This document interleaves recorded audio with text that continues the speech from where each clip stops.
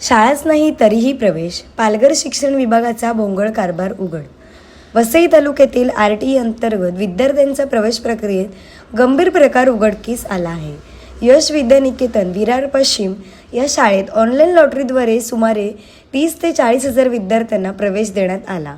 मात्र पालकांनी दिलेल्या पत्त्यावर भेट दिली असता संबंधित ठिकाणी शाळाच अस्तित्वात नसल्याचे समोर आले आहे. या प्रकारामुळे पालकांमध्ये संतापाची लाट उसळली असून मुलांच्या भविष्याबाबत मोठी चिंता व्यक्त केली जात आहे. पालकांच्या म्हणण्यानुसार ही शाळा लॉकडाऊनपासून सुरूच नसल्याची माहिती समोर येत आहे. दरम्यान या प्रकरणाची तक्रार शिक्षण विभागाकडे करण्यात आली असून चौकशीची मागणी करण्यात येत आहे. अस्तित्वात नसलेल्या शाळेला मान्यता कशी देण्यात आली यावर प्रश्नचिन्ह उपस्थित होत असून संबंधित अधिकाऱ्यांवर कारवाईची मागणी पालकांकडून केली जात आहे. ब्युरो रिपोर्ट सिंधू प्रभात विरार. माझं माधवी प्रसाद कोरडे.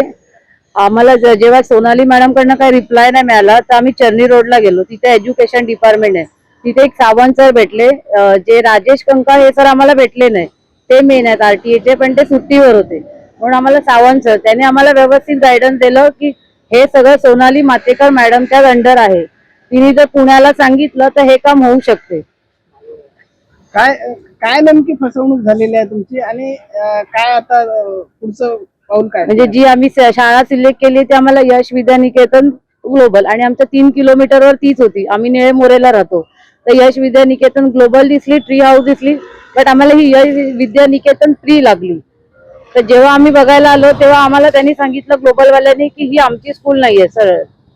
आणि मग सांगितलं MGM मध्ये ऍडमिशन घ्या, नाही तर तुम्हाला मनवेल पाडायला घ्यायला लागेल. तिथे पण चौकशी केली आधी MGM ला. त्यांनी पण सांगितलं की आमच्याकडे नाहीये. जेव्हा गव्हर्नमेंट येईल आमच्याकडे सांगेल तेव्हा आम्ही करू, असं आम्हाला उत्तर मिळालं. मेरा नाम माधुरी है। तो हम लोगों ने RTE में फॉर्म भरा था जो कि हमको दिखा रहा था स्कूल का नाम यश विद्या निकेतन, लेकिन हमें ये नहीं पता था कि यश विद्या निकेतन जो स्कूल बता रहे वो स्कूल काफ़ी टाइम से बंद है, 2 साल से। और हमने जब सिलेक्शन किया तो हमारा उस बच्चे का नाम उस स्कूल में आया, लेकिन जब हम स्कूल में गए वेरिफिकेशन के लिए तो वो स्कूल हमें बताया है कि वो स्कूल यहाँ पर है ही नहीं और वो बंद हो चुकी है 2 साल से।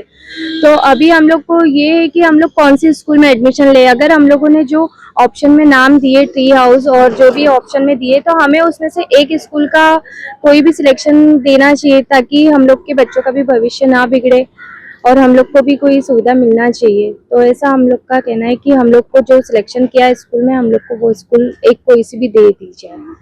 क्या लगता है ये यहाँ पे जो स्कूल ही है ही नहीं, लेकिन वो जो आपकी क्या मांग है अभी और क्या करना चाहिए? हम लोग की तो यही मांगे कि जो स्कूल है ही नहीं तो उसके ऑप्शन में हमने जो स्कूल दी है, ऑप्शन में जो भी स्कूल आप लोग अच्छा लगता है तो हम लोग को वो स्कूल आप दे सकते हो, हम लोग को प्रॉब्लम नहीं। लेकिन जो स्कूल का नाम आया वो स्कूल है ही नहीं, तो अभी हम लोग कौन से स्कूल में एडमिशन कराए बच्चे का? उनका तो साल बिगड़ जाएगा ना नेक्स्ट टाइम। तो हम लोग के जो अधिकारी है, आला अधिकारी, उनको मालूम नहीं था कि स्कूल है या नहीं है। वही प्रॉब्लम हुआ है, उन लोगों को ये पता ही नहीं था और वो स्कूल का नाम RTE के फॉर्म में आ रहा था, तो हम लोग को ये बात नहीं पता थी, इसलिए हम लोगों ने वो स्कूल सिलेक्शन किया। और जब हमारा उस स्कूल में नाम आया बच्चे का तो वो स्कूल है ही नहीं। तो अभी हम लोग क्या करें? और अभी लिस्ट तो और भी बाकी है, तो हम चाहते हैं कि हमको जो ऑप्शन में नाम दिए स्कूल के, वो स्कूल कोई भी हमें एक मिलना चाहिए। मयूर, काय सांगाल, काय नेमकी फसवणूक झालेली आहे आणि काय तुमची मागणी आहे? फसवणूक म्हणजे कसं आहे ना की RTE मध्ये जे लोक फॉर्म भरतात ते एकतर कमी उत्पन्नाचे असतात किंवा कास्ट मध्ये येतात. तर त्या लोकांच्या बद्दल पहिले गव्हर्नमेंटने विचार केला पाहिजे आणि अशा लोकांची फसवणूक तर बिलकुल होता कामा नये. आणि दुसरी गोष्ट राहिली अशी की RTE मध्ये जे लोक फॉर्म भरले आहेत तर ही शाळा मला वाटते 2-3 वर्षापासून बंद आहे. तर आम्ही आता समजा सगळीकडे जाऊन आलो, भरपूर गाव म्हणजे कारवाई वगैरे केल्या, पण कसं आहे आमच्या आधीच्या लोकांचे पण नंबर या शाळेत लागले असतील तर त्या लोकांनी जर ही दखल घेतली असती तर आज आम्हाला आमच्या पालकांना जो 30 जणांचा नंबर लागलाय त्यांना त्रास झाला नसता. आणि दुसरी गोष्ट असं आहे की आम्ही आता पहिले गट शिक्षण अधिकारीकडे गेलो वसईला, तिथे व्हेरिफिकेशन होते. आम्ही व्हेरिफिकेशन वगैरे सगळं केलं आणि त्याच्यानंतर ते बोलले की आमच्या इकडनं काय होणार नाही, पालघर जिल्हाधिकारी मॅडमकडे जा. मग तिकडे मॅडमला गेलो, मॅडमला पण माहितीच नव्हतं की ती शाळा नाही जागेवर. आम्ही ज्या दिवशी गेलो त्याच्यानंतर त्यांनी कारवाई केली. त्यांच्या म्हणजे कनिष्ठ जे असतात त्यांचे ते दोघांना पाठवलं, शाळेची देखरेख करायला सांगितली, पाहणी केली, तेव्हा त्यांना पण कळलं की शाळा जागेवर नाहीये. मग त्याच्यानंतर ती मॅडम बोलले की तुम्ही आता जी शाळा दिली आहे ती संस्था त्याच्या 3 शाखा आहेत. एक नालासोबत विरार ईस्टला 2 आहेत, त्या आमच्या घरापासून लांब आहे, आणि एक इकडे MGM म्हणून आहे. तर तिथे सांगितलं की तुम्ही सर्वांनी तिथे तुम्हाला ऍडमिशन घ्या, त्याच्या व्यतिरिक्त मी तुम्हाला काही मदत करू शकत नाही. आणि दुसरी गोष्ट असं की जर आम्हाला त्या शाळेत घ्यायचं असतं तर पालकांनी त्या शाळेचं नाव बघून टाकलेलं, तर ती शाळा त्या लिस्टमध्येच नाहीये.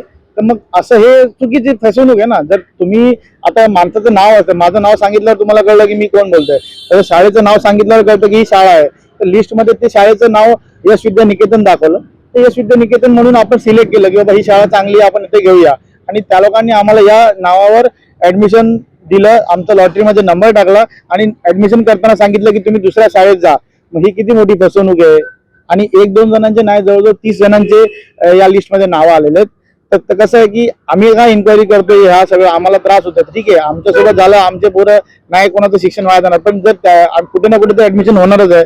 तर आता काही लोकांनी मजबुरीमध्ये MGM मध्ये ऍडमिशन घेतलेलं आहे, तर ठीक आहे. पण आता पुढच्या वर्षी जर या लोकांनी शाळेचं नाव नाही काढलं तर अजून त्या शाळेमध्ये जर परत नंबर लागले तर त्या पालकांचं सुद्धा नुकसान होणार, आणि अजून दुसरी आणि तिसरी लिस्ट पण लागायची बाकी आहे. तर या सर्व गोष्टी आहेत. तर कसं आहे की शासनाने जरा याच्यावर लवकरात लवकर काहीतरी निर्णय घेतला पाहिजे. कारण का 10 दिवस सांगितले होते आम्हाला आणि 30 तारखेपर्यंत ऍडमिशन करायला सांगितलं, पण कोणी काय करत नाही, तर आम्ही करायचं तरी काय.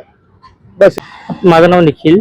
मी RT अंतर्गत फॉर्म भरलेला 25% जे रिझर्वेशन असतं त्याच्या अंतर्गत, आणि आम्ही शाळा 3 किलोमीटरच्या आतमध्ये शाळा सिलेक्ट केल्या होत्या. त्याच्यामध्ये ज्या आमच्या शाळा आहेत जवळपासच्या त्या आम्ही सिलेक्ट केल्या. त्याच्यामध्ये यश विद्या निकेतन ही शाळा होती, ही शाळा आम्ही सिलेक्ट केली. आणि जेव्हा आमचा नंबर लागला कळालं की ही शाळा कोरोनापासूनच बंद आहे, आणि आता आम्ही ऍडमिशन घ्यायची कुठे, आणि ही शाळा आता बंद आहे.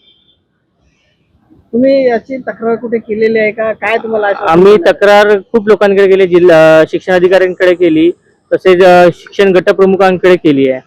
पण आम्हाला त्यावरून काय असं काही आम्हाला उत्तर मिळत नाहीये, आणि आम्ही सगळे कन्फ्यूज आहोत. आम्ही नक्की आता करायचं काय. आमच्या मुलांचं आता वर्ष पूर्ण वाया जाईल असं आम्हाला वाटतं.